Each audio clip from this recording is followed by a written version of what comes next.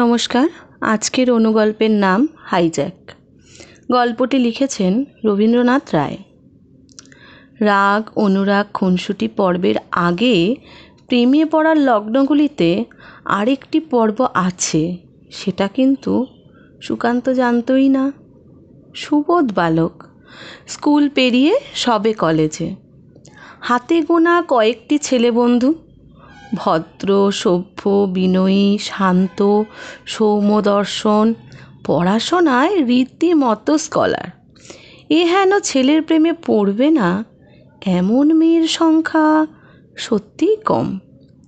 কত মেয়ে কথাবার্তার ফাঁকে ছোট্ট ছোট্ট ইয়ার্কি ঠাট্টা করে ইঙ্গিত দিয়েছে প্রেমে পড়ার, কিন্তু সুকান্ত কোনোটাই বুঝতে পারেনি। ফাইনাল ইয়ারের শেষ, পরীক্ষার শেষে কলেজের গেট দিয়ে বেরোচ্ছে। এমন সময় ওদেরই ক্লাসের চটকদার সাদামাটা মেয়ে অপরাজিতা ওর পথ আগলে বলে উঠল, এই যে হাঁদারাম, চল তো আমার সাথে।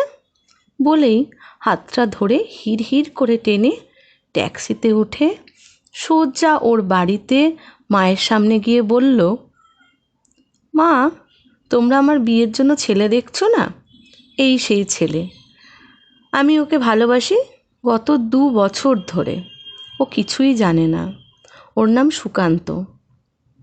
ও প্রতিষ্ঠিত হলে তারপর আমরা বিয়ে করব মা। ভ্যাবাচাকা খেয়ে সুকান্ত অপরাজিতার দিকে আর ওর মায়ের দিকে অবাক বিস্ময়ে তাকিয়ে থাকে।